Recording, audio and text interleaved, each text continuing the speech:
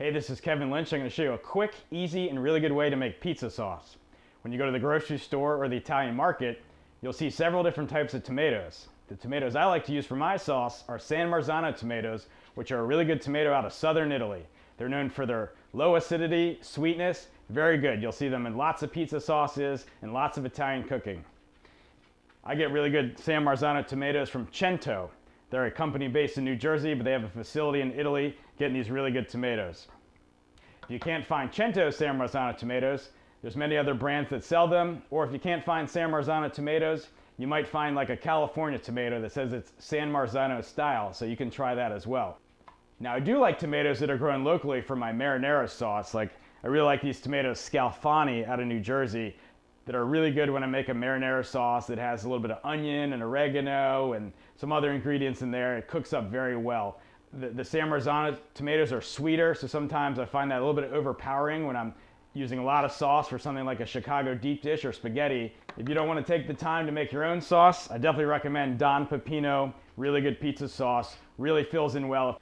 So to make this pizza sauce, it's really just a few ingredients. It's the San Marzano tomatoes, it's extra virgin olive oil, it's garlic, it's salt, it's pepper, and we're going to put some basil in at the end.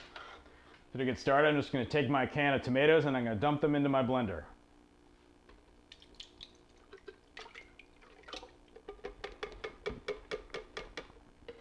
Put the tomatoes in there along with the juices that come with them. Next, I'm going to add in a teaspoon of black pepper.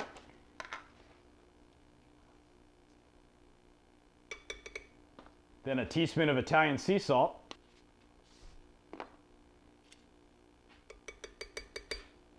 You're going to want to use about 4 cloves of garlic for your sauce. I know cloves of garlic really vary in size, so get 4 good sized cloves of garlic, but if they're smaller you can use more. If they're really big you can use less. So I use about 4 that are about that big. What I'm going to do is I'm going to roughly chop these up and I'm going to saute them in 2 tablespoons of olive oil on my stove before they go into the blender.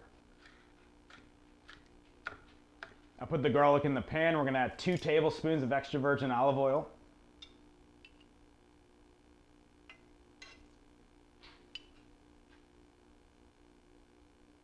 And we're going to put this on the stove and just brown it up a little bit. Get the garlic cooked a little bit and get some flavor into the olive oil.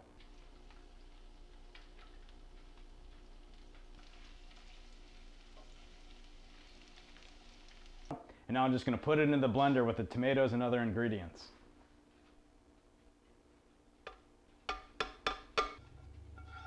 Make sure to get all that olive oil in there. So now in the blender we have our can of San Marzano tomatoes, the teaspoon of salt, the teaspoon of pepper, the 4 cloves of garlic that have been sauteed, and the 2 tablespoons of extra virgin olive oil. So now I'm going to blend it together like a smooth sauce. So I'm just going to pulse it till it gets the consistency I'm looking for.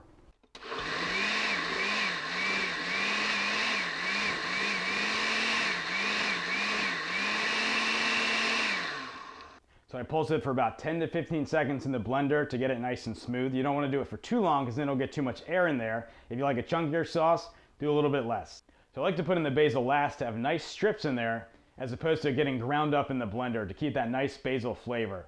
So take about 4 or 5 good sized basil leaves and just cut them with a knife or cut them with some scissors and get them in there, and we're just going to stir them in there with the rest of the sauce.